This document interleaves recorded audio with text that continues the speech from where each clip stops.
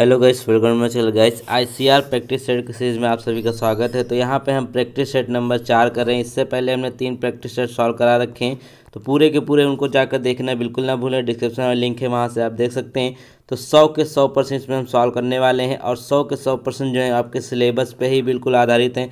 तो चलिए शुरू कर लेते हैं। उससे पहले वीडियो को लाइक कर दीजिएगा, चैनल को सब्सक्राइब कर दीजिएगा। आप अपना स्कोर भी कमेंट में हमको जरूर बताएं। तो चलिए सबसे पहले हम यहाँ पे सोशल साइंस के प्रश्नों को ले लेते हैं, जो 25 का आपका वेटेज रखेगा इस एग्जाम में। सोशल साइंस बहुत ही इंपॉर्टेंट है। तो चलिए शुरू करते हैं आज का वीडियो। तो गई सबसे पहला प्रश्न कहता है कि ईस्ट इंडिया कंपनी की स्थापना के समय किस महारानी के समय हुई थी। यानी कि जब ईस्ट इंडिया कंपनी की स्थापना हुई थी 1600 में, उस समय महारानी कौन थी ब्रिटेन की।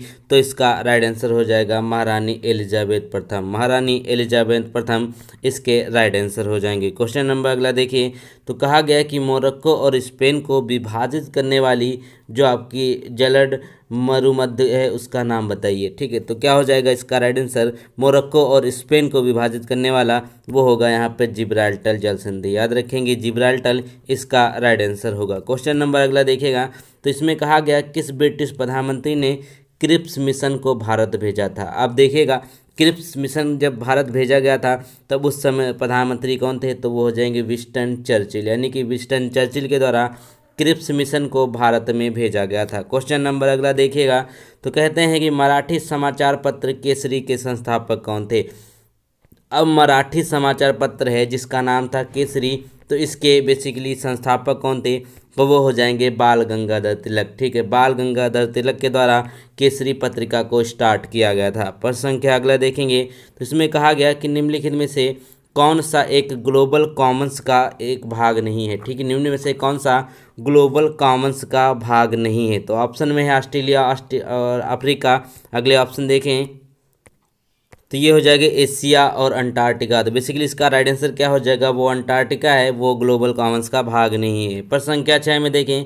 तो कहा गया है कि निम्नलिखित में से कौन सी प्राकृतिक आपदा नहीं है। प्राकृतिक आपदा का मतलब है जो आप देखेंगे, एक तो भूकंप, दूसरा बाढ़ और तीसरा सुनामी। ये सब प्रकृति की देन है, प्राकृतिक आपदाएं हैं। लेकिन अगर रेल दुर्घटना की बात कर लेते हैं तो यह प्राकृतिक दुर्घटनाओं में नहीं आता है। तो इसका राइट आंसर क्या हो जाएगा, ऑप्शन नंबर सी, यानी कि रेल दुर्घटना।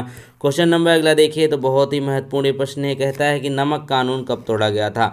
भारत में जब नमक कानून तोड़ा था महात्मा गांधी जी ने, वह डेट क्या थी। तो याद रखेंगे वो डेट थी 12 मार्च 1930। ठीक है, 12 मार्च, ये इंपॉर्टेंट है। 12 मार्च 1930 को नमक कानून तोड़ा गया था। प्रश्न संख्या अगला देखेंगे। तो इसमें कहा गया कि पारिस्थितिक संतुलन बनाने के लिए लगभग भारत में वन क्षेत्र का कितना अनुपात होना चाहिए। ठीक है, पारिस्थितिक संतुलन बनाने के लिए जो वन क्षेत्र होना चाहिए, ठीक है, वो होना चाहिए 33%। याद रखेंगे 33% वन क्षेत्र होना चाहिए।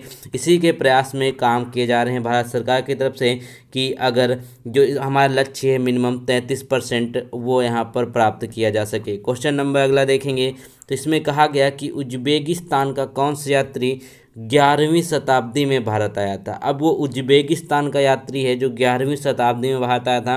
तो इनमें से कौन सा हो जाएगा, वो हो जाएंगे अलबरूनी। ठीक है, जो अलबरूनी थे वो उज्बेकिस्तान के रहने वाले थे और ये क्या हो जाएगा 11वीं शताब्दी में भारत आए थे। याद रखेंगे यहाँ पे एक इब्न बतूता भी दिख रहे हैं, कहाँ के रहने वाले थे, मोरक्को के। क्वेश्चन नंबर अगला देखिएगा। इसमें कहा गया कि कौन सा क्षेत्र भारत की जीडीपी में सर्वाधिक योगदान करता है। तो कौन सा क्षेत्र है जो भारत की जीडीपी में सर्वाधिक योगदान करता है। तो इसका ऑप्शन देख लेते हैं। तो गाइस इसका जो राइट आंसर हो जाएगा वो हो जाएगा यहाँ पर आपका तृतीयक क्षेत्र। ठीक, तृतीयक क्षेत्र जो है ये भारत की जीडीपी में सबसे ज़्यादा योगदान करता है। प्रश्न संख्या अगला प्रश्न जो है बहुत ही इंपॉर्टेंट है। कहा गया कि विश्व बांस दिवस कब मनाया जाता है। तो विश्व बांस दिवस जब मनाया जाता है वो आपको डेट बतानी है। तो वो हो जाएगा 18 सितंबर। ठीक है, 18 सितंबर को विश्व बांस दिवस के रूप में मनाया जाता है। क्वेश्चन नंबर अगला देखेंगे। तो कहा गया कि मिजो नेशनल पार्टी के संस्थापक कौन है। ठीक है, मिजो नेशनल पार्टी बेसिकली ये कहाँ की पार्टी है, इसके नाम से ही पता चल रहा है कि मिजोरम की है। ठीक है, तो इसमें बोला गया है कि यहाँ पर इसके जो संस्थापक हैं वो कौन से हो जाएंगे, वो हो जाएंगे लाल देंग। ठीक है, लाल देंग जो हैं वो मिजो नेशनल पार्टी के संस्थापक हैं। प्रश्न संख्या अगला है कि मुस्लिम लीग की स्थापना कहाँ पर करी गई थी। मुस्लिम लीग की जब स्थापना करी गई वह कहाँ पर करी गई थी, यह आपको बताना है।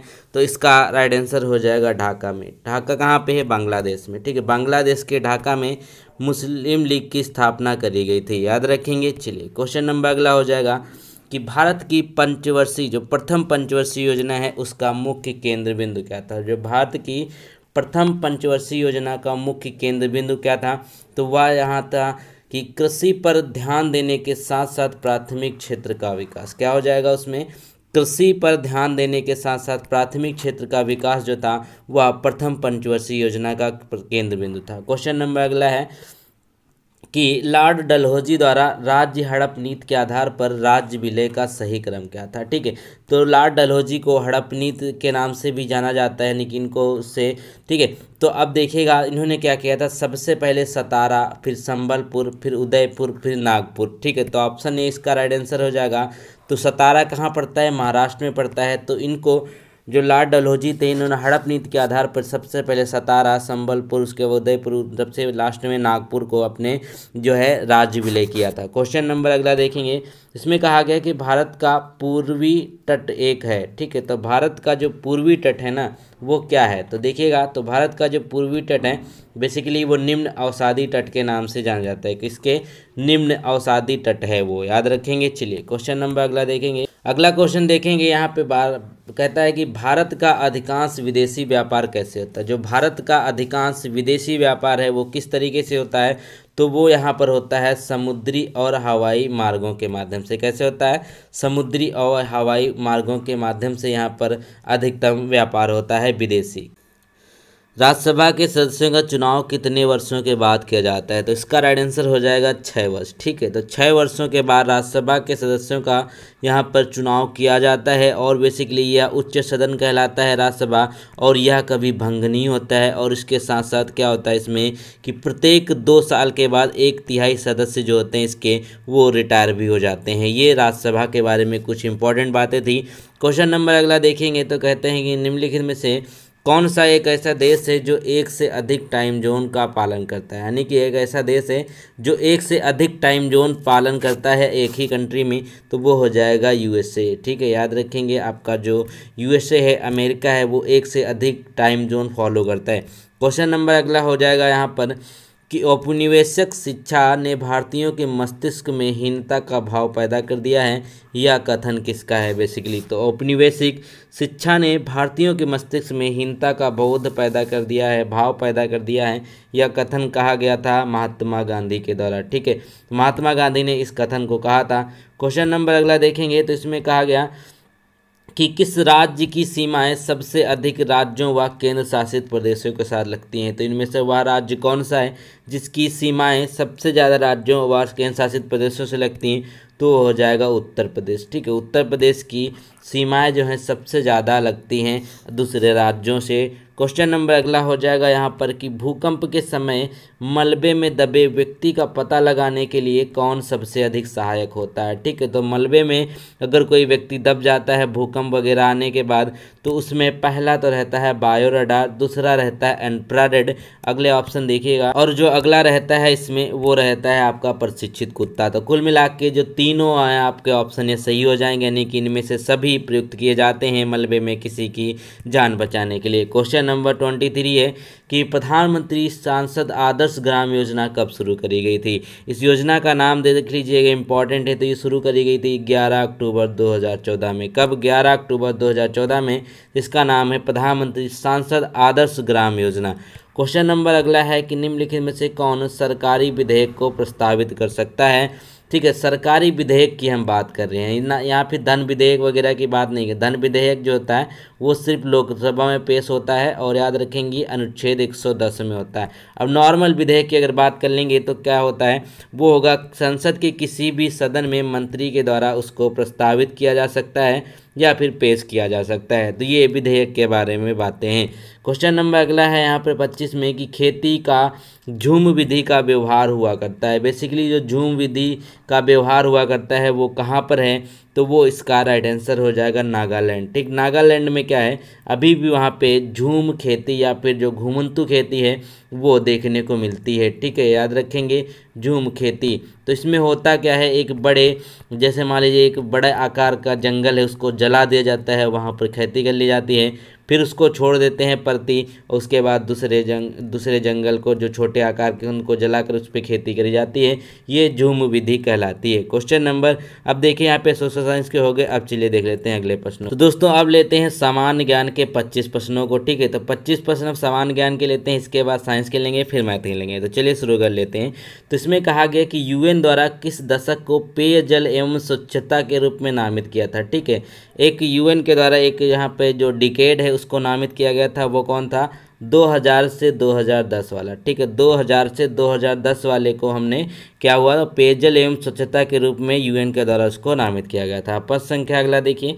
तो कहा गया व्यापार एवं आर्थिक संबंध समिति का प्रमुख कौन होता है। ठीक है, व्यापार एवं आर्थिक संबंध समिति का जो प्रमुख होता है वो कौन होते हैं, वो होते हैं प्रधानमंत्री। याद रखेंगे। तो जीके के यहाँ पे हम बात करें, जीके के 25 प्रश्नों, इसमें क्या है आपकी स्टैटिक जीके ज़्यादा आएगी, क्योंकि सोशल साइंस में आपका जितना भी जीके का पार्ट था वो उसमें कवर हो जाएगा।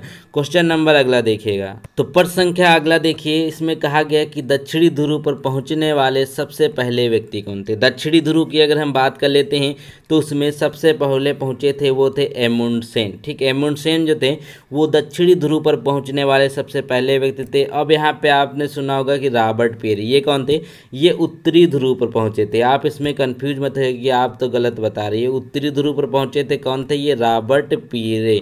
ठीक है, क्वेश्चन नंबर अगला देखिएगा। तो इसमें कहता है कि भारत में इथेनॉल प्रोत्साहन नीति लागू करने वाला पहला राज्य बन गया है। ठीक है, ये जनरल का जो करंट का क्वेश्चन है। तो इथेनॉल प्रोत्साहन नीति को लागू करने वाला जो राज्य बना वो बना है बिहार। याद रखेंगे, बिहार जो है ये आपका इथेनॉल प्रोत्साहन नीति लागू करने वाला पहला राज्य बन गया है। क्वेश्चन नंबर अगला हो जाएगा कि स्वतंत्रता पूर्व भारत में किस आंदोलन ने कपास उत्पादन का प्रोत्साहन किया था। जब देखिएगा एक आंदोलन था जिसके कारण क्या हुआ था, कपास उत्पादन को प्रोत्साहित किया गया, बेसिकली इनडायरेक्टली डायरेक्टली कह सकते हैं। तो क्या होगा इसमें, वो हो जाएगा आपका स्वदेशी आंदोलन। बेसिकली स्वदेशी आंदोलन में इसकी यहाँ पे यही चीज़, इसकी नींव ही यही रखी गई थी कि आप जो है विदेशी कपड़ों को ना पहनकर स्वदेशी कपड़ों को पहने। अब स्वदेशी को पहनेंगे तो क्या होगा, सूती वस्त्र उद्योग तो अपने यहाँ बहुत पुराने सालों से चल रहा है, तो कपास जो है वो अपने यहाँ ज़्यादा उत्पादित किया जाएगा, तो देसी माल बनेगा। तो बेसिकली स्वदेशी आंदोलन के कारण ही इसको प्रोत्साहित किया गया। क्वेश्चन नंबर अगला है कि राजीव गांधी खेल रत्न अवार्ड का नाम बदलकर किसके नाम पर रखा गया। ठीक है, तो राजीव गांधी खेल रत्न अवार्ड का नाम बदलकर जो रखा गया वो रखा गया है मेजर ध्यानचंद के नाम पर। ठीक है, मेजर ध्यानचंद के नाम पर राजीव गांधी खेल रत्न अवार्ड का नाम बदलकर रखा गया है। क्वेश्चन नंबर अगला देखिएगा। तो कहता है कि असम सरकार ने हाल ही में किस नेशनल पार्क का आकार बढ़ाने की फैसला किया। ठीक है, ये नेशनल पार्क से रिलेटेड प्रश्न इसीलिए इम्पोर्टेंट है। तो क्या हो जाएगा, वो आपका right answer Orang national park. जो ओरांग नेशनल पार्क है इसमें फैसला लिया गया है, इसका जो आपका आकार है इनका उसको बढ़ाने का फैसला लिया गया असम सरकार के द्वारा। क्वेश्चन नंबर अगला देखेंगे। तो कहते हैं कि भारत सरकार द्वारा किस योजना के स्थान पर प्रधानमंत्री ग्रामीण आवास योजना का सृजन किया गया। ठीक है, एक योजना है जिसको एक योजना के स्थान पर लाया गया, उसका नाम क्या है, वो हो जाएगी इंदिरा आवास योजना। ठीक है, इंदिरा आवास जो योजना है उसके स्थान पर प्रधानमंत्री ग्रामीण आवास योजना का सृजन किया गया है। क्वेश्चन नंबर अगला देखिए। अगले क्वेश्चन की बात कर लीजिए। तो कहते हैं कि भारत के राष्ट्रपति का नाम बताइए जो निर्विरोध चुने गए थे। ठीक है, तो भारत के एक राष्ट्रपति जो निर्विरोध चुने गए थे। निर्विरोध का मतलब क्या होता है कि आपके विपक्ष में किसी का ना खड़ा होना, सिर्फ आप एक चुनाव हो रहा है उसमें सिर्फ एक ही यहाँ पे आप वो हैं वोट चुनाव लड़ने वाले, तो उसका मतलब होता है निर्विरोध। ठीक है, तो आप ही चुनाव लड़ रहे हैं, आपके विपक्ष में कोई नहीं है, तो निर्विरोध आप घोषित कर दिए जाते हैं। हैं तो वो हो जाएंगे नीलम संजीव रेड्डी। ठीक है, ये क्या हो जाएंगे, इन्होंने सबसे पहले क्या हुआ था, ये राष्ट्रपति बने थे निर्विरोध। क्वेश्चन नंबर अगला देखेंगे तो कहते हैं कि तीन तरफ से भारत का कौन सा राज्य बांग्लादेश से घिरा हुआ है। तो तीन तरफ से भारत का एक राज्य जो बांग्लादेश से घिरा हुआ है वह कौन हो जाएगा, त्रिपुरा। त्रिपुरा इसका राइट आंसर हो जाएगा। वीडियो को लाइक जरूर करें, चैनल को सब्सक्राइब भी, एक प्रैक्टिस सेट बनाने में बहुत मेहनत लगती है। क्वेश्चन नंबर अगला देखेंगे तो कहते हैं कि सचिन तेंदुलकर ने अपना 100वां अंतर्राष्ट्रीय शतक किस टीम के खिलाफ बनाया था। तो आपको पता है कि सचिन ने टोटल 100 शतक लगाए हैं।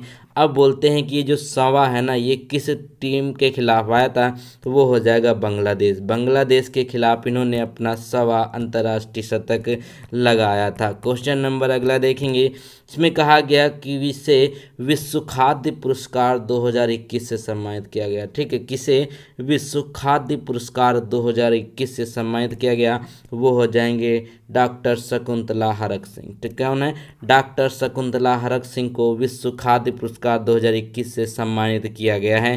क्वेश्चन नंबर अगला हो जाएगा कि यूनेस्को का मुख्यालय कहाँ पर है। ठीक है, तो यूनेस्को का मुख्यालय कहाँ पर है, तो बहुत ही आसान है, ये आपका हो जाएगा पेरिस। ठीक है, तो यूनेस्को का मुख्यालय कहाँ पर है, पेरिस में है। क्वेश्चन नंबर अगला है कि भारत के पहले जो फायर पार्क है उसका उद्घाटन किस राज्य में किया जा रहा है। ठीक है, भारत के पहले फायर पार्क का उद्घाटन किस राज्य में किया गया, ऑप्शन देख लेते हैं आगे। तो इसका राइट आंसर जो हो जाएगा वो होगा यहाँ पे उड़ीसा, यानी कि पहले फायर पार्क का उद्घाटन उड़ीसा में किया गया। क्वेश्चन नंबर अगला देखेंगे तो कहते हैं कि अंगूर की खेती किस क्षेत्र की विशेषता है। ठीक है, अंगूर की खेती किस क्षेत्र की विशेषता है, तो इसका राइट आंसर हो जाएगा यहाँ पर भूमध्य सागरीय क्षेत्र। बेसिकली भूमध्य सागरीय क्षेत्र जितना भी है वो फलों की खेती के लिए बहुत ही उपयुक्त माना जाता है। प्रश्न संख्या अगला है, कहते हैं कि अल्पना भारत के किस राज्य की प्रमुख लोक शैली है। ठीक है, अल्पना जो है ये भारत के किस राज्य की प्रमुख लोक कला शैली के रूप में जानी जाती है।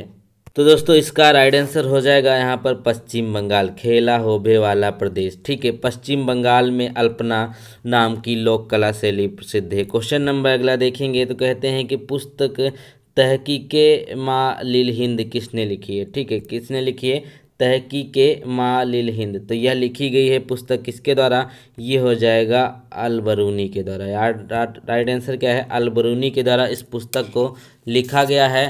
क्वेश्चन नंबर अगला देखेगा, इसमें कहा गया है कि कृषि मंत्रालय ने किस क्षेत्र को इलेक्ट्रॉनिक सेवाएं प्रदान करने के लिए ICAR डेटा सेंटर लॉन्च किया है। ठीक है, तो इसमें क्या हो जाएगा, यहाँ पे कृषि मंत्रालय ने किस क्षेत्र को इलेक्ट्रॉनिक सेवाएं प्रदान करने के लिए, जो आपका ICAR जो एग्जाम देने जा रहे उसी से रिलेटेड प्रश्न है तो इम्पॉर्टेंट है, ICAR डेटा सेंटर लॉन्च किया है। तो वो हो जाएगा यहाँ पे फार्म, यानी कि जो आपका फार्म होते हैं, जो खेती होती है उसके लिए यहाँ पर इसको लॉन्च किया गया है। क्वेश्चन नंबर अगला देखेंगे, कहा गया है कि राष्ट्रीय युवा दिवस, ठीक है, राष्ट्रीय युवा दिवस कब मनाया जाता है। तो इसका राइट आंसर क्या हो जाएगा, राष्ट्रीय युवा दिवस का 12 जनवरी। ठीक है, 12 जनवरी को राष्ट्रीय युवा दिवस के रूप में मनाया जाता है। क्वेश्चन नंबर अगला हो जाएगा यहाँ पर कि भारत के पहले स्वदेश निर्मित विमान वाहक पोत जो आपका एयरक्राफ्ट है उसका क्या नाम है। ठीक है, भारत के पहले स्वदेश निर्मित विमान वाहक जो एयरक्राफ्ट कैरियर है उसका क्या नाम है, ऑप्शन और। तो इसका राइट आंसर जो हो जाएगा बेसिकली वो आपका हो जाएगा INS विक्रांत। क्वेश्चन नंबर अगला देखे गए तो कहते हैं किस शहर के हवाई अड्डे पर लाल बहादुर शास्त्री की प्रतिमा स्थित है। ठीक है, किस शहर के हवाई अड्डे पर लाल बहादुर शास्त्री की प्रतिमा स्थित है, तो वो इसका राइट आंसर क्या होगा, बनारस। बनारस का जो हवाई अड्डा है वहाँ पर लाल बहादुर शास्त्री की प्रतिमा स्थित है। क्वेश्चन नंबर अगला देखेंगे, कहते हैं कि बुद्ध की सबसे पुरानी मूर्ति कहाँ पर मिली है। ठीक है, बुद्ध की जो सबसे पुरानी मूर्ति मिली है वो कहाँ की मिली हुई है, वह मिली हुई है पाटलिपुत्र पटना से। याद रखेंगे, पाटलिपुत्र से बुद्ध की सबसे पुरानी मूर्ति मिली थी।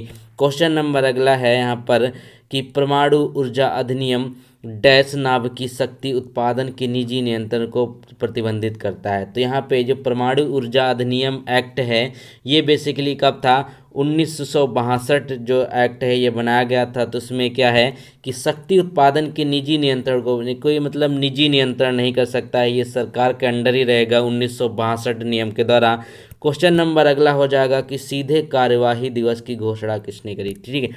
सीधी कार्यवाही दिवस की जो घोषणा करी गई थी वह किसके द्वारा करी गई, तो वो हो जाएंगे मोहम्मद अली जिन्ना, ठीक है। मोहम्मद अली जिन्ना के द्वारा सीधी कार्यवाही की घोषणा करी गई थी, तो ये इसके राइट आंसर हो जाएंगे। क्वेश्चन नंबर अगला देखिएगा, तो इसमें कहा गया कि दिए गए संगठनों में से किस संगठन ने भारत में हरित क्रांति की शुरुआत करी थी, ठीक है। तो ये जो संगठन आपको दिए गए हैं ऑप्शन में, इसमें से किसने हरित क्रांति की शुरुआत करी थी, तो बेसिकली यहाँ पर आपका राइट आंसर हो जाएगा ICAR, ठीक है। ICAR ने क्या किया था, हरित क्रांति की शुरुआत करी थी।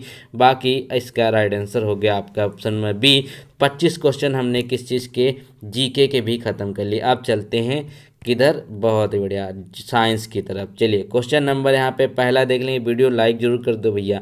तो विज्ञान के 25 प्रश्नों पे नजर डालते हैं। तो कहा गया है सबसे पहले कि साबुन के निर्माण में किसका प्रयोग किया जाता है, ठीक है। साबुन के निर्माण में किसका प्रयोग किया जाता है, ये तो क्वेश्चन हो गया। ऑप्शन देख लेते हैं। तो इसका राइट आंसर क्या हो जाएगा, वो हो जाएगा वनस्पतिक तेल, ठीक है। क्या हो जाएगा, वनस्पति तेल यूज किया जाता है साबुन के निर्माण में।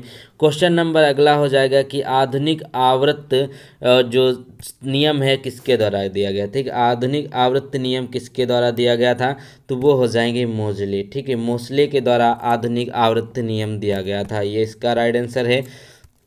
क्वेश्चन नंबर अगला देखिए, तो कहते हैं कौन सा पदार्थ प्रकृति में तीनों अवस्थाओं में पाया जाता है। एक इनमें से एक ऐसा पदार्थ है जो प्रकृति में, नेचर में तीनों अवस्था में पाया जाता है, मतलब वो गैसेस में भी है, वो आपका सॉलिड में भी है, वो आपका लिक्विड में भी है। तो वो क्या हो जाएगा आपका वाटर, यानी कि पानी तीनों अवस्थाओं में अपने यहाँ पाया जाता है। क्वेश्चन नंबर अगला हो जाएगा यहाँ पर कि चूहे मारने के लिए किस रसायन का प्रयोग किया जाता है। बेसिकली जो चूहा मारने के लिए रसायन का प्रयोग करते हैं वो कौन सी होती है, तो कभी आपने पढ़ा होगा तो देखे होंगे कि पोटेशियम साइनाइड उसमें मिला होता है, जो चूहे मारने के जहर होता है। तो याद रखेंगे, आपका राइट आंसर हो जाएगा पोटेशियम साइनाइड। क्वेश्चन नंबर अगला है कि गोल्डन चावल जो है किसका प्रचुरतम स्रोत है, ठीक। गोल्डन चावल जो है, ठीक है, वो किसका स्रोत हो जाएगा, वो होगा यहाँ पर विटामिन ए का, ठीक है। विटामिन ए का स्रोत होता है गोल्डन चावल, जिसको बनाया गया था कि इसमें विटामिन ए की प्रचुर मात्रा रहे। क्वेश्चन नंबर अगला देखिएगा, तो इसमें कहा गया कि उस प्रथम समर्पित भारतीय खगोलीय मिशन का नाम क्या है, जिसका लक्ष्य एक साथ एक्सरे, ऑप्टिकल और यूवी स्पेक्ट्रम बैंड में खगोलीय स्रोतों का अध्ययन करता है। तो वह क्या हो जाएगा, वह होगा आपका एस्ट्रोसेट। उसका नाम क्या है, एस्ट्रोसेट। बहुत ही इंपॉर्टेंट है, कई एग्जाम में पूछा जा चुका हाल ही में। क्वेश्चन नंबर अगला देखेंगे, तो अगला क्वेश्चन जो कहता है कि सर्वाइवल ऑफ द फिटेस्ट वाक्यांश किसने गढ़ा था, ठीक। सर्वाइवल ऑफ द फिटेस्ट का वाक्यांश जो लिखा था वो किसने लिखा था, वो था चार्ल्स डार्विन। चार्ल्स डार्विन ने कहा था सर्वाइवल ऑफ द, जो सबसे फिट होगा वही नेचर में सर्वाइव कर पाएगा और जो कमज़ोर होगा वो दूसरों का शिकार बन जाएगी। किसने कहा था, चार्ल्स डार्विन ने कहा था।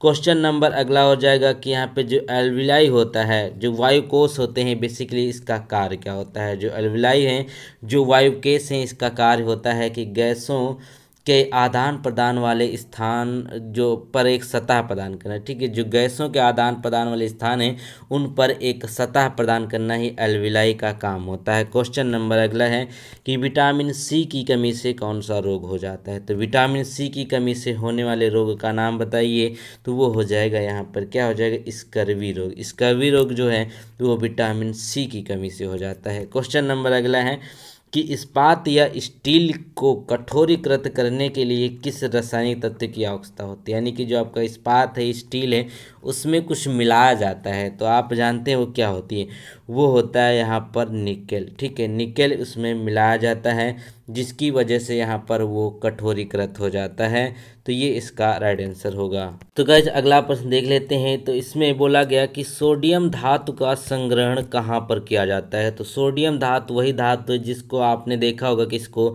चाकू से बहुत इजीली काटा जा सकता है, ठीक है। तो क्या हो जाएगा इसका राइट आंसर, मिट्टी के तेल में। इसको मिट्टी के तेल में ही रखा जाता है हमेशा सोडियम को। क्वेश्चन नंबर अगला देखेंगे तो कहा गया कि बेराइट पानी के रूप में जाने वाला रासायनिक कौन सा है। तो बेराइट पानी के रूप में जो जाना जाने वाला रासायनिक हो जाएगा वो कौन सा होगा, बेरियम हाइड्रोक्साइड। इसके नाम से भी पता चल रहा है कि जो बेरियम हाइड्रोक्साइड होगा ये बेराइट पानी के रूप में जाना जाएगा। क्वेश्चन नंबर अगला देखेंगे, इसमें कहते हैं कि शरीर की सबसे बड़ी ग्रंथि कौन है। बेसिकली जो शरीर की सबसे बड़ी ग्रंथि कौन है, तो आप लोग तो जवाब दे ही चुके होंगे। चलिए ऑप्शन देख लेते हैं।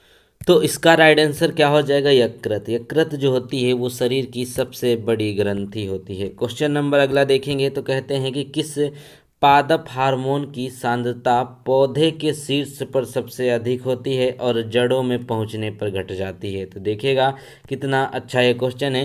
तो कहते हैं किस पादप हार्मोन की सांद्रता जो है वो सबसे अधिक होती है शीर्ष पर और जड़ों में पहुंचने पर वो घट जाती है।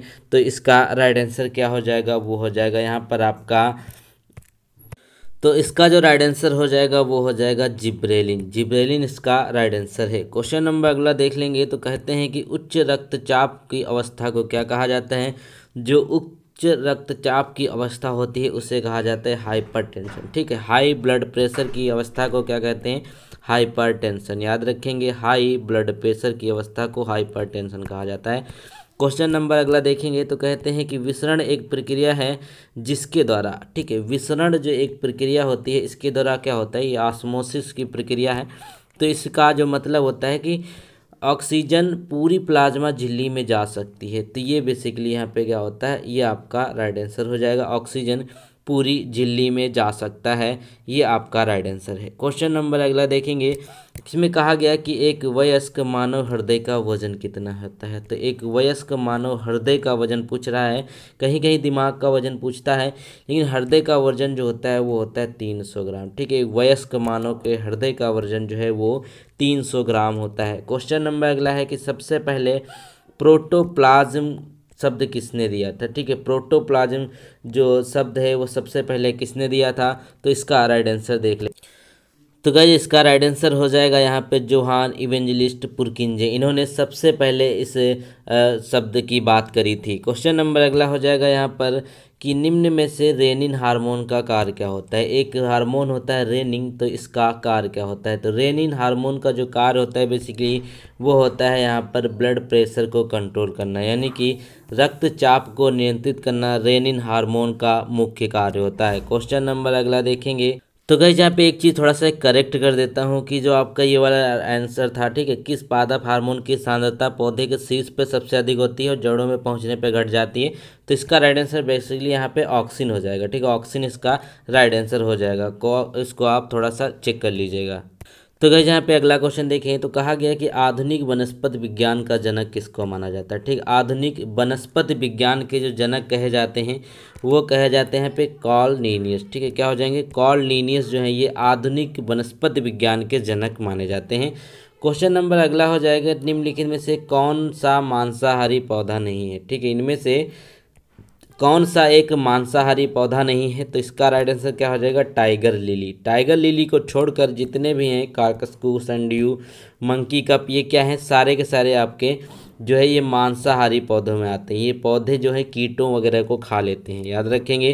क्वेश्चन नंबर अगला देखिए 72। ये बहुत ही अच्छा क्वेश्चन एक पूछा गया था प्रीवियस एग्जाम में। कहा था कि बांस में फूल आना किसका कारण बनता है। ठीक है, तो याद रखेंगे इसका राइट आंसर क्या दिया गया था, चूहों की आबादी में जो है कारण बनता है। ठीक है, बांस में फूल आना चूहों की आबादी का कारण बन जाता है, ये इसका राइट आंसर हो जाएगा। क्वेश्चन नंबर अगला देखिए, में कहा गया कि हेनरी बेक्यूरेल ने किसकी खोज करी थी। ठीक है, हेनरी बेक्यूरेल जो है इन्होंने किसकी खोज करी थी।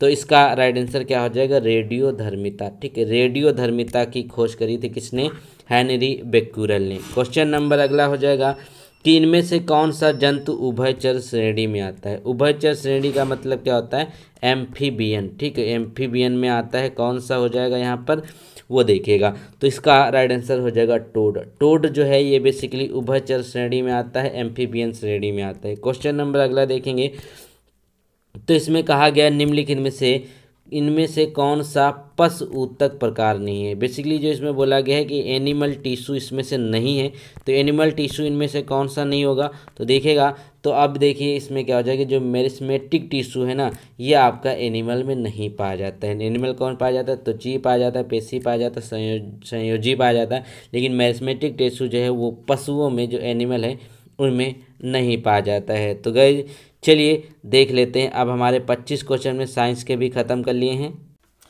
तो गाइस यहाँ पे मैथ के प्रश्नों को सॉल्व कर लेते हैं। तो 25 प्रश्न आपके एग्जाम में पूछे जाने हैं, 25 के 25 प्रश्न यहाँ पे सिलेबस के अकॉर्डिंग हम आपको करा रहे हैं। तो चलिए देख लेते हैं। पहला प्रश्न कहता है कि एक विद्यालय में खेल दिवस पर प्रत्येक कतार में 30 छात्रों को खड़ा करने पे 16 कतारें बनती है। यदि प्रत्येक कतार में 24 छात्रों को खड़ा करना है तो कितनी कतारें बनेगी, ये बोला गया है। तो देखिएगा, अगर कुल छात्रों की हम बात करें यहाँ पर टोटल, ठीक है, टोटल छात्रों की संख्या कैसे निकालेंगे वो आप इस तरीके से निकाल सकते हैं। टोटल निकालने क्या करेंगे, इसको हम 30 से 16 को अगर हम यहाँ पे मल्टीप्लाई कर देंगे तो कितना आ जाएगा यहाँ पर, वो आपका 16×48 यानी कि 480 आ जाएगा कि नहीं, 480 आपका आ जाएगा टोटल छात्रों की संख्या।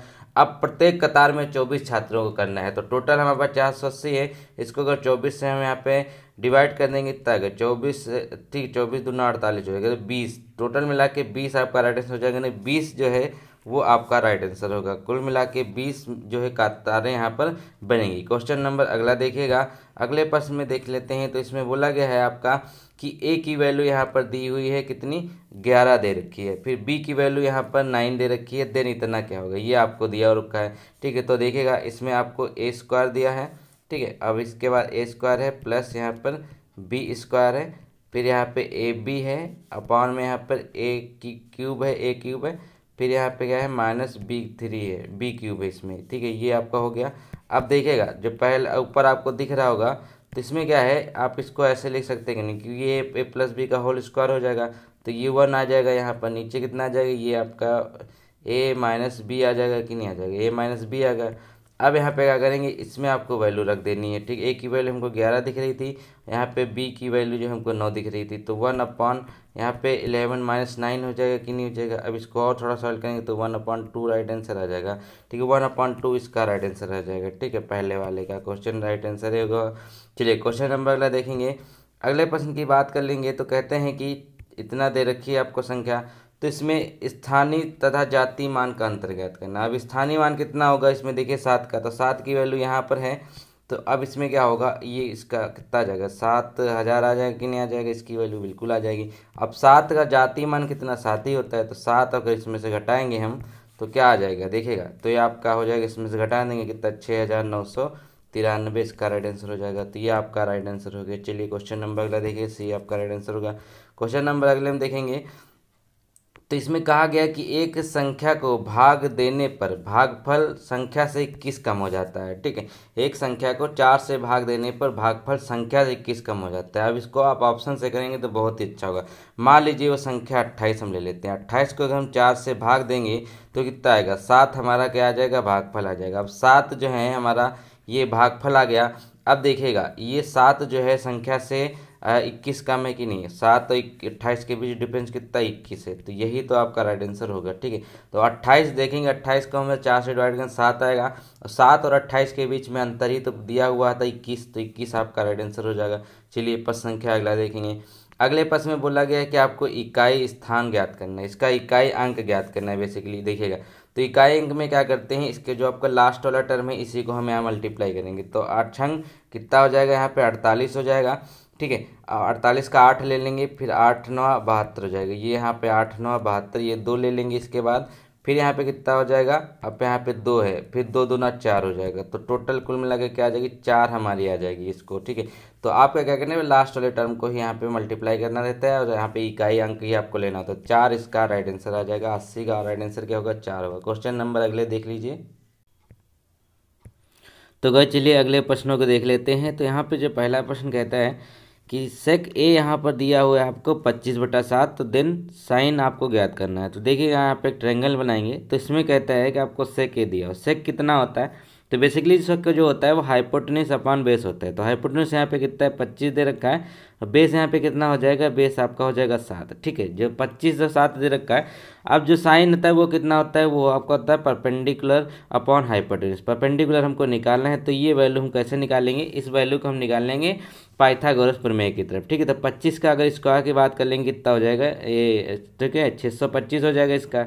अब ये हमारा 625 हो जाएगा। ठीक है, ये 625 अगर हो जाएगा तो उसके बाद क्या होगा, अब यहाँ पे 7 का कितना 49 होगा। अब 625 में से अगर 49 घटाएंगे कितना आ जाएगा, यहाँ पर आपका आ जाएगा 576 आ जाएगा। ठीक है, 576 जो वैल्यू होती है वो किसकी होती है, वो 24 की होती है। तो 24 हमारा ये वैल्यू आ जाएगी कि नहीं आ जाएगी, 24 आ गई। अब क्या करेंगे, 24 जो वैल्यू आ गई तो देखिएगा कि आपका जो साइन क्या होता है, साइन आपको पता है कि होता है ये परपेंडिकुलर ऑफ हाइपोटेन्यूज। तो परपेंडिकुलर यहाँ पे 24 दे रखा है, हाइपोटेन्यूज 25 दे रखा है, तो क्या हो जाएगा 24/25 आपका राइट आंसर हो जाएगा, यानी कि आपका ये वाला राइट आंसर हो जाएगा। क्वेश्चन नंबर अगला देखेंगे। अगले प्रश्न में देखिएगा तो इसमें कहते हैं आपको ये इक्वेशन दे रखी है, इसको आपको सॉल्व करना है। ठीक है, इस इक्वेशन को चलिए सॉल्व कर लेते हैं। तो यहाँ पे हो जाएगा आपके 2 दूना 4 + 1 5 हो जाएगा, 5 गुणा हो गया यहाँ पर। फिर आपका 4 चक्कू 16 + 3 1 19 हो जाएगा। फिर इसी तरीके से यहाँ पे देखिए 3 3 9 27 + 1 28 हो जाएगा। ठीक है, यहाँ पर देखिएगा अब यहाँ पे आप ये इसकी 3 95 95 गुणे यहाँ पे 28 होगा। तो अब देखिएगा अब यहाँ पे इसको आप मल्टीप्लाई कर लेंगे तो आपका राइट आंसर जो है वो आ जाएगा निकल कर। ठीक है, तो चलिए अगला क्वेश्चन देख लेते हैं। अगले प्रश्न में देखिएगा ये अलजेब्रा का प्रश्न है, बहुत ही फेमस प्रश्न है, पूछा जाता है अक्सर एग्जाम में। तो यहाँ पर एक ये वैल्यू दे रखी है, तो क्या होगा x प्लस, ठीक है ये क्या दे रखा है x + 1/x दे रखा है इक्वल टू 3। उसके बाद पूछा कितना है x² + 1/x², ये कितना होगा ये पूछा है। ठीक है, तो बहुत बार आपने देखा होगा। तो ऐसे प्रश्नों में करते क्या, या तो आप इसका a + b का होल स्क्वायर लगा दीजिए इस वाले में, ठीक है, या फिर आप क्या करेंगे सिंपल सा इसमें ट्रिक लगा दे, इसको आप स्क्वायर कर दीजिए, कितना आ जाएगा 9 आ जाएगा। और स्क्वायर करने के बाद देखें यहाँ पे ये स्क्वायर दे रखा है, तो 2 आप इसमें माइनस कर देंगे क्योंकि यहाँ पे दोनों प्लस प्लस दे रखी है। तो अगर a + b का होल स्क्वायर लगाएंगे तो उसमें भी जो 2 आएगा ना वो इसमें माइनस करना पड़ता है। तो 9 - 2 हो जाएगा कितना 7 आपका राइट आंसर आ जाएगा। तो आपका सी हो गया। चलिए इस तरीके से आप कर सकते हैं। प्रश्न संख्या अगला देखेंगे। इसमें बोला गया है कि आपको इसकी मध्यिका ज्ञात करनी है। मध्यिका मतलब मीडियन ज्ञात करना है। अब ये कैसे निकालेंगे, तो बहुत ही आसान है। इसमें क्या है, सबसे पहले इन टर्म को क्या करेंगे हम असेंडिंग ऑर्डर में यहाँ पर रखेंगे, ठीक है, बढ़ते क्रम में रखेंगे। तो चलिए देख लेते हैं। सबसे पहले क्या आ जाएगा, यहाँ पे आपका 5 आ जाएगा, फिर यहाँ पे कितना आ जाएगा, ये आपका 8 आ जाएगा। ठीक है, 5 के बाद कितना आ जाएगा 8 आएगा, फिर यहाँ पे 9 आ जाएगा। इसी तरीके से यहाँ पर हम रख लेंगे 11, फिर 12 हो जाएगा। उसके बाद यहाँ पे कितना आ जाएगा, उसके बाद यहाँ पे आपका 15 आ जाएगा, फिर यहाँ पे 18 आ जाएगा, फिर यहाँ पे 19 आ जाएगी। ये हमारी वैल्यू हो गई। अब इसमें बीच की 2 संख्याओं को हम ले लेंगे, ठीक है, बीच की 2 संख्याओं को हम इसमें ले लेंगे।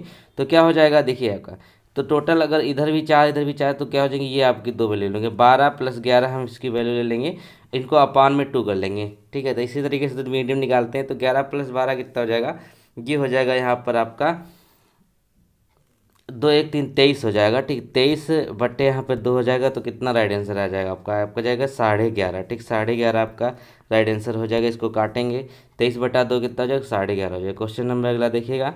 अब अगले प्रश्न में देखिएगा एक अलजेब्रा का आपको प्रश्न दिया हुआ बेहतरीन। तो चलिए इस प्रश्न को भी हम सॉल्व कर लेते हैं। तो आप देखेंगे यहाँ पे ये आपके इक्वेशन दे रखी है। इस इक्वेशन को हम क्या करेंगे, इसको हम x और y की वैल्यू इसमें से फाइंड करेंगे। तो चलिए देख लेते हैं इसको कैसे हम करने वाले हैं। तो देखिएगा ये जो इक्वेशन दे रखी है आपको, ये इसको हम मान लेते हैं पहली इक्वेशन, और उसके बाद ये दूसरी इक्वेशन इसको हम मान लेते हैं। चलिए इसको हमने मान लिया। अब क्या करेंगे, सिंपली देखिएगा अब इक्वेशन को निकालने के लिए इसको जो आपकी ये आपको दे रखी है, ठीक, 4x - y = 5 दे रखा है इधर। तो इस इक्वेशन को हम क्या करेंगे, इसको हम क्या करेंगे सिंपल से हम डिवाइड कर देंगे, माफ़ कीजिएगा, इसको मल्टीप्लाई कर देंगे हम। अगर 3 से इसको मल्टीप्लाई पूरी इक्वेशन को, ठीक है, पूरी इक्वेशन को हम 3 से मल्टीप्लाई कर रहे हैं। तो हमारे क्या हो जाएगी, ये आपका 12x आ जाएगा। ठीक है, इधर यहाँ पे 12x आ जाएगा -3y, और यहाँ पे आ जाएगा कितना 15 आ जाएगी। ये हमारी इक्वेशन हो जाएगी, ये 15 हो जाएगा। अब क्या करेंगे, इस इक्वेशन में जब आके पहली इक्वेशन थी इसको हम इसमें जोड़ देंगे। ठीक है, जोड़ेंगे कितना आ जाएगा, तो ये 2x हो जाएगा, ये यहाँ पे +3y है, ये हमारा कितना हो जाएगा, ये आपका हो जाएगा 13। ठीक है, चलिए ये हमारी इक्वेशन जोड़ गई है। अब देखिए ये कितना हो जाएगा 14x हो जाएगा। ठीक है, ये यहाँ पे कट जाएगा प्लस माइनस हो गया, कट गया, तो 14x इक्वल टू कितना आ जाएगा, 13 15 कितना 28 हो जाएगा। तो अगर देखेगा तो x की वैल्यू कितनी आ जाएगी, x की वैल्यू यहाँ पे 2 आ गई कि नहीं आ गई। अब हमारी x की वैल्यू 2 निकल कर आ गई है, ठीक है। x की वैल्यू जब 2 निकल कर आ गई तो क्या करेंगे, सिंपल सा देखेगा, ये जो आपकी इक्वेशन थी ना दूसरी वाली, इसमें हम x की वैल्यू 2 रख देंगे। तो x की वैल्यू 2 रख देंगे तो 4 दूनी 8 हो जाएगा, 8 माइनस वाई इक्वल टू यहाँ पे कितना हो जाएगा, ये आपका हो जाएगा 5, ठीक है। अब देखेगा तो यहाँ से अगर हम इसको घटाएंगे इधर, ठीक है, वाई इक्वल टू कितना हो जाएगा, यहाँ पे 3 आएगा, ठीक है। तो यहाँ पे कितना ये माइनस में आ जाएगा, तो ये वाई इक्वल टू 3 आ जाए। तो एक्स की वैल्यू जो आएगी यहाँ पे 2 आ जाएगी, वाई की वैल्यू 3 हो जाएगी। तो आपका ऑप्शन नंबर ए बिल्कुल सही हो जाएगा। इस तरीके से आप इस प्रश्न को कर सकते हैं, बहुत ही आसान था। तो 86 में देखिए ट्रिगो आपके सिलेबस में है, तो इसमें sine 3a cos a minus 10 degree दे रखा है। तो 3a निम्न किरण हो तो a क्या, यहाँ पे एक वैल्यू क्या होगी, ये पूछा है a की वैल्यू क्या होगी। तो आप इसको कैसे करेंगे ये देखेगा। तो आप देखिएगा इसको अगर हम ऐसे लिख सकते हैं कि नहीं लिख सकते, यहाँ पे जो वैल्यू है इसको हम ऐसे तोड़ के लिख सकते हैं कि नहीं लिख सकते हैं, ठीक है। तो ये हो जाएगा साइन 3a है, ठीक है, साइन 3a है। अब कॉस a माइनस 10 डिग्री है, अब इसको कैसे लिखा जा सकता है, देखेगा इसको अगर आपने क्वाड्रेंट बढ़ाया तो उसमें देखेंगे कि साइन में इसकी वैल्यू आ जाएगी, कॉस जो है साइन में चेंज होता है, तो ये कितना हो जाएगा 90, ठीक है। ये डिग्री माइनस a माइनस यहाँ पे कितना हो जाएगा 10 डिग्री हो जाएगा। इस तरीके से हम इसको लिख सकते हैं कि नहीं लिख सकते, बिल्कुल लिख सकते हैं। अब इसके बाद क्या हो जाएगा, ये जब चेंज होगा ना, चेंज कितने में हो जाएगा, ये आपका हो जाएगा साइन 100 डिग्री माइनस से, इतने में चेंज हो जाएगा कि नहीं हो जाएगा, बिल्कुल हो जाएगा। अब यहाँ पे चेंज हो गया, ये यहाँ पे साइन 3a दे रखा है, आपका साइन 3a दे रखा है, ठीक है। अब देखेगा, अब आप देखेगा कि अब इसको कैसे सॉल्व करेंगे, सिंपल सी बात है। अब ये साइन साइन यहाँ पे कट जाएगा तो क्या हो जाएगा, a इधर आ जाएगा तो कितना जाएगा 4a इज इक्वल टू 100, ठीक है। 4a इज इक्वल टू 100 हो जाएगा, तो 4 से कितना जाएगा 25 आ जाएगा, ठीक। क्या हो जाएगा, जब आपका ए की वैल्यू आ जाएगी वो 25 डिग्री आ जाएगी। तो आपका राइट आंसर कितना जाएगा, बी यहाँ पर हो जाएगा। बहुत सही, बढ़िया क्वेश्चन था। चलिए क्वेश्चन नंबर अगला देखेंगे। तो यहाँ पे बोला गया है कि सबसे बड़ी भिन्न आपको ज्ञात करनी। भिन्न ज्ञात करने की क्या करेंगे, सिंपल सी बात है, जो आपको यहाँ पे दे रखी है इसको हम डिवाइड कर लेंगे, डिवाइड करके यहाँ पे पॉइंट में वैल्यू निकाल लेंगे। तो वैल्यू जब निकालेंगे तो कैसे निकालेंगे, देखिए अगर आप 8 के ऊपर 3 रखा है, ठीक है, तो अब इसको आप सॉल्व करिएगा तो कैसे करिएगा, ठीक है। तो सिंपल सा आपको यहाँ पे देखिएगा, अगर ऑप्शन नंबर यहाँ पे देखिए बात करते हैं बी वाले, जो 5/4 है, तो 1 से बड़ी इसकी वैल्यू आएगी। सिंपल सा है, 4 एक जब 5 से हम 4 को डिवाइड करेंगे, 4 एक कम 4 आएगा, ठीक। इसके बाद यहाँ पॉइंट लगेगा, फिर यहाँ पे हम कुछ भी करेंगे, 4 दूनी 8 वगैरह। तो यहाँ पे सबसे बड़ी वैल्यू इसी की आ रही है, बाकी जितना भी डिनोमिनेटर है वो यहाँ पे नोमिनेटर से बड़ा हुआ है, लेकिन यहाँ पे जो है ये आपका इससे छोटा है डिनोमिनेटर, ठीक है। तो ये आपका राइट आंसर क्या हो जाएगा, यही आएगा। देख लीजिएगा आप इसको एक बार सॉल्व करके। चलिए क्वेश्चन नंबर अगला देखेंगे। तो गाइस अगले प्रश्न की बात कर लेते हैं। तो कहता है कि एक शंक्वाकार पहाड़ी की तिर्यक ऊंचाई यहाँ पे 2.5 किलोमीटर दे रखी है, यानी कि जो इसकी एल की वैल्यू है वो आपको यहाँ पे 2.5 किलोमीटर दे रखी है। इसके आधार का क्षेत्रफल आपको 1.54 वर्ग किलोमीटर दे रखा है, और यहाँ पे पहाड़ी की ऊंचाई कितनी है ये पूछा गया है। तो चलिए इसको हम देख लेते हैं। तो आपको देखेगा कि आधार की त्रिज्या r किलोमीटर मान लेते हैं, ऊंचाई आपको h किलोमीटर मान लेंगे, ये तो चलिए बात की बात है। अब यहाँ पे सिंपल सा सबसे पहले हम क्या करेंगे, सिंपल से यहाँ पे इसमें हम पाई r स्क्वायर लगाएंगे, ठीक है। सिंपल सा इसमें हम पाई r स्क्वायर अगर लगाएंगे तो क्या देखेंगे, ठीक है, क्योंकि यहाँ पे शंक्वाकार पहाड़ी है। तो अब यहाँ पे देखेगा, ठीक है, इसकी वैल्यू यहाँ पर हमको दे रखी है आधार का क्षेत्रफल, क्योंकि इसका जो आधार होता है वो आपका इसी तरीके से होगा। अब इसी का तो हम निकाल रहे हैं पाई r स्क्वायर, तो हमको ये दे रखा है, कितना दे रखा है 1.54 यहाँ पे वैल्यू इसकी हमको दे रखी है। अब यहाँ पे क्या करेंगे, अगर हम इसको और थोड़ा सॉल्व करेंगे, अगर r स्क्वायर निकालने का प्रयास करें तो कितना आ जाएगा 1 अब देखिए पॉइंट अगर है तो नीचे 100 बढ़ा सकते हैं कि नहीं बढ़ा सकते, पॉइंट हटा करके बिल्कुल। अब यहाँ पे 7/22 हो जाएगा, ठीक है। तो कुल मिला के यहाँ पर अगर हम इस r की वैल्यू निकाल पाएँ तो r की वैल्यू कितनी निकलेगी, जाके वो निकलेगी 7/10, ठीक है। 7/10 वैल्यू का मतलब क्या होगा, जाके वो हो जाएगी यहाँ पर क्या होगी 0.7, ठीक है। क्या हो जाएगा 0.7 वैल्यू हमने निकाल ली किसकी, r की जो वैल्यू है 0.7 किलोमीटर आ गई। अब यहाँ पे क्या करेंगे, अब देखिएगा जब इसका फार्मूला होता है एच स्क्वायर, ठीक है, स्लैंट हाइट निकालने का जो आपका फार्मूला होता है उसको अगर थोड़ा सा इसमें इस तरीके से कन्वर्ट करेंगे तो क्या हो जाएगा, ये आपका हो जाएगा कि नहीं, H square L square minus R square होता है कि नहीं होता है, बिल्कुल होता है। अब देखिएगा, अब इसमें एल की वैल्यू हमको दे रखी है ऑलरेडी, इसी फार्मूले में हमको वैल्यू पुट कर देनी है बस, ठीक है। एल की हमको वैल्यू दे रखी है, कितनी दे रखी है, 2.5, ठीक है, 2.5 ये आपका स्क्वायर हो जाएगा क्योंकि यहाँ पे फार्मूले में भी है। तो अब यहाँ पे आपको आर भी हमने निकाल ली है, 0.7 स्क्वायर हो जाएगा, आर हमने ये वाली निकाली थी, देखिएगा इस तरीके से ये हो गया हमारा। अब देखिएगा ए स्क्वायर माइनस बी स्क्वायर, ए स्क्वायर माइनस बी स्क्वायर का मतलब क्या होता है, एक बार इसको जोड़ के लिख दीजिए, एक बार इसको घटा के लिख दीजिए, ठीक है। यहाँ पे एक बार इसको जोड़ के लिख दीजिएगा, एक बार घटा के, तो 2.5 प्लस 0.7 हो जाएगी, एक बार जोड़ के रखें, एक बार यहाँ पे घटा के रखेंगे, उसके बाद है 2.5 माइनस 0.7, ये हो गया यहाँ पर। अब इसको अगर आप सॉल्व करेंगे तो हमारा जो वैल्यू आ जाएगी, थोड़ा सा इसको और मॉडिफाई करते हैं और थोड़ा सॉल्व करते हैं तो कितना हो जाएगा, 3.2 इंटू 1.8 आ जाएगी इस वैल्यू को सॉल्व करने पे, ठीक है। अब इसके बाद यहाँ पे जब इसको और थोड़ा सा सॉल्व करेंगे तो आप देखेगा कि आपका जो राइट आंसर है वो एच की वैल्यू यहाँ पर आ जाएगी, वो कितनी आ जाएगी, 2.4 किलोमीटर। थोड़ी सी कैलकुलेशन है इसमें, तो आप इसी विधि से सॉल्व कीजिएगा क्योंकि स्पेस मेरे पे इस फ़ोन में इतना है नहीं, ठीक है, कि लिख पे पूरा बता पाऊँ। तो मैंने प्रोसेस को बता दिया है, इस प्रोसेस से आप पूरा क्वेश्चन जो है सॉल्व कर सकते हैं। तो आपका राइट आंसर जो है वो आपका बी आ जाएगा, 2.4 किलोमीटर। इसको थोड़ा सा देख के सॉल्व कर लीजिएगा। चलिए अगला क्वेश्चन यहाँ पे देख लेते हैं। अब अगले प्रश्न की बात कर लीजिए दोस्तों। तो इसमें बोला गया है कि एक कमरा 12 मीटर लंबा और 9 मीटर यहाँ पे चौड़ा और 8 मीटर ऊंचा है, तो इसमें अधिकतम किस लंबाई का बांस रखा जाता है। बहुत ही आसान है। तो बांस की अभी लंबाई देखेंगे। अब इसका क्या होता है, देखिए जो विकर्ण का एक फार्मूला होता है इसका, इसी में आपको रख देना है। क्या होता है, देखिए अंडर रूट में होता है सब कुछ, वो होता है आपका एक तो एल स्क्वायर, ठीक है, उसके बाद क्या होगा यहाँ पर प्लस बी स्क्वायर प्लस यहाँ पे एच स्क्वायर, ठीक है, ये आपका हो गया। यही फार्मूला होता है, सिंपल सा इसमें वैल्यू रख दीजिए। तो 12 मीटर यहाँ पे दे रखा है, तो 12 स्क्वायर अंदर हो जाएगा, ठीक है, 12 का स्क्वायर होगा, फिर प्लस में कितना हो जाएगा, ये आपका हो जाएगा 9 का स्क्वायर, ठीक है। उसके बाद क्या हो जाएगा यहाँ पर, उसके बाद हो जाएगा आपका 8 का स्क्वायर। अब इस वैल्यू के यहाँ पे, ये तो अंडर रूट में थी ही, अब इसको सॉल्व कर लेनी है। फिर 12 में 144 हो जाएगा, फिर यहाँ पे कितना हो जाएगा, 81 हो जाएगा, फिर यहाँ पे कितना हो जाएगा, 64 हो जाएगा, ठीक है। अब यहाँ पे देखिएगा ये टोटल कितना आ जाएगा, टोटल आपका आ जाएगा रूट में 289, ठीक है, रूट में 289 हो गया। 289 कितना होता है, वो होता है आपका 17 का 17 17 289, तो 17 राइट आंसर इसका आ जाएगा। तो बहुत ही आसान था, सिर्फ और सिर्फ आपको ये वाला फार्मूला इसमें लगाना था, एल स्क्वायर प्लस यहाँ पर बी स्क्वायर और यहाँ पे प्लस एच स्क्वायर। चलिए क्वेश्चन नंबर अगला देख लेते हैं। तो क्वेश्चन नंबर जो है यहाँ पे 90 वो है आपका ज्योमेट्री का। तो थोड़ा सा यहाँ पे लॉजिकल क्वेश्चन है, चलिए देखेगा। तो इसमें कहते हैं कि निम्न में से कौन सा कथन सही है। तो बेसिकली जो पहला कहता है एक त्रिभुज में दो समकोण हो सकते हैं, बिल्कुल गलत है क्योंकि एक त्रिभुज में दो समकोण यहाँ पे नहीं होते।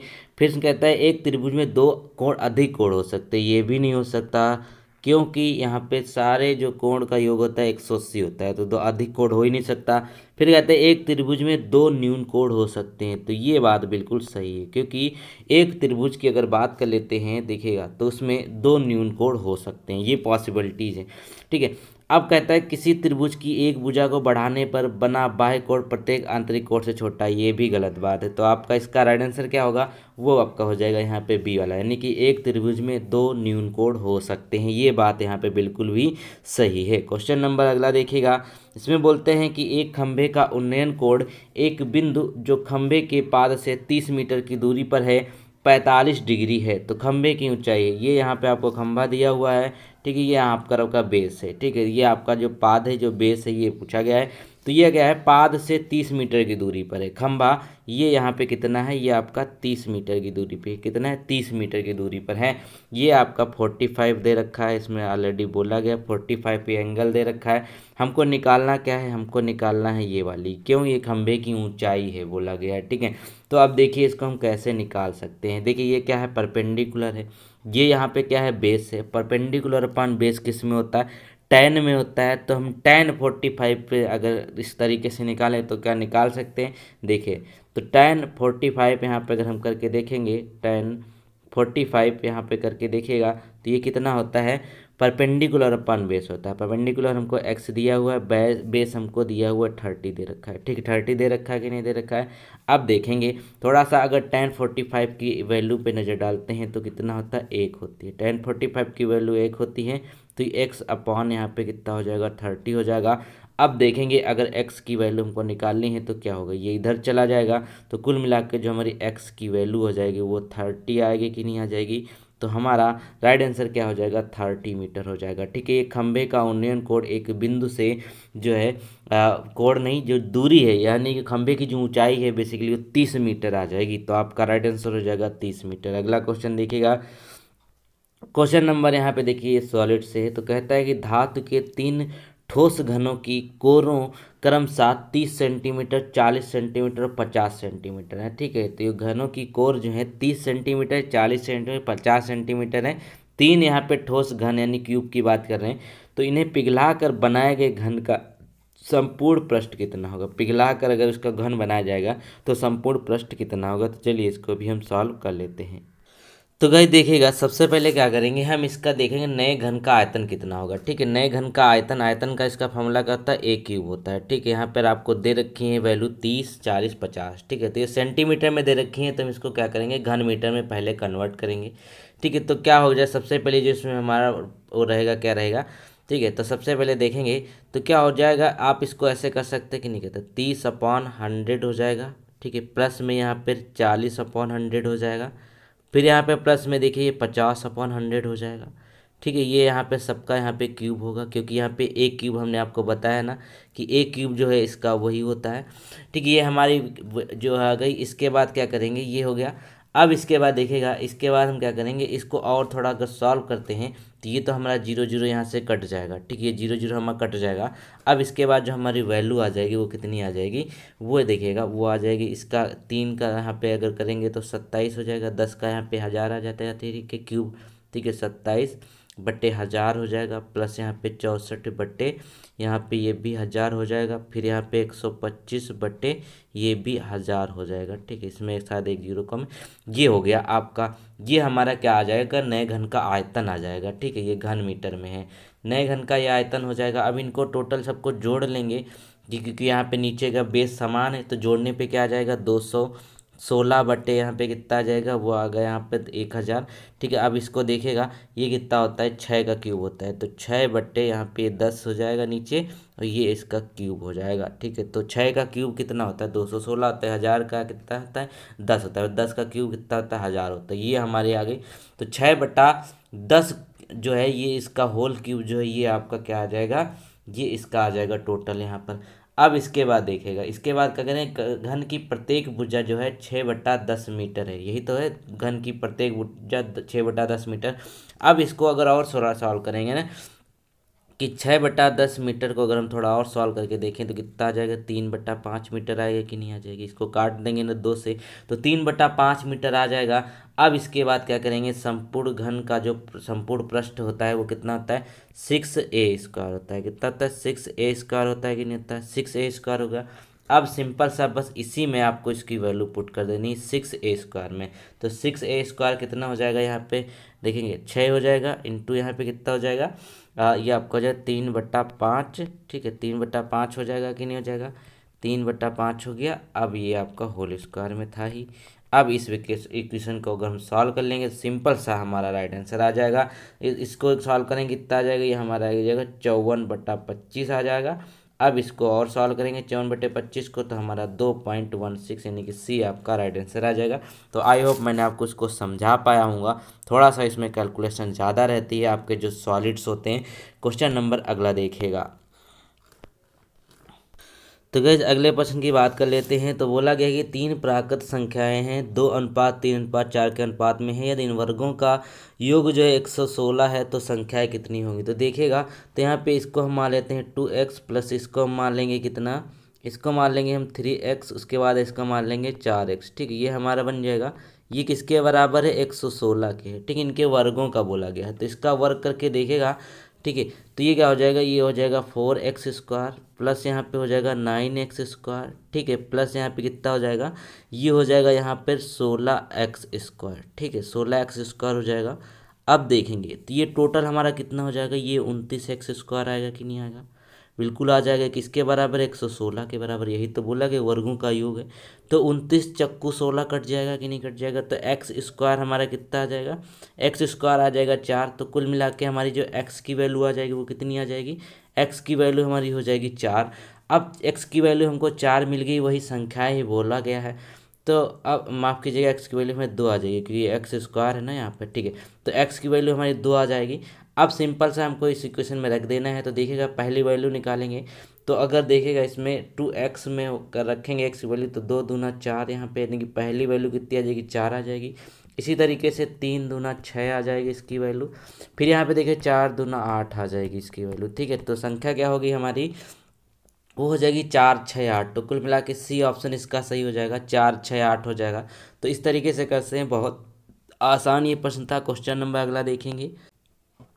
तो चलिए अगला प्रश्न देख लेते हैं। तो गाइस इस बार का उम्मीद करते हैं आप लोगों को बहुत अच्छा लग रहा हो प्रैक्टिस सेट, क्योंकि बहुत सारे लोग बोल रहे हैं बहुत ही आसान है। तो इस बार लेवल का सारे के सारे प्रश्न हैं, चाहे आपको जीके जीएस सब चीज़ की बात कर लेते हैं। तो चलिए देख लेते हैं। तो सबसे पहला प्रश्न इसमें कह रहा है कि एक संभाव बहुभुज के प्रत्येक अंताकोण उसके बाह्य कोण का 11 गुना है, तो इस बहुभुज की भुजाओं की संख्या कितनी होगी। तो इस तरीके में क्या करें, सिंपल सबसे पहले हम मान लेते हैं ये कितना हो जाएगा, x मान लेंगे इसको।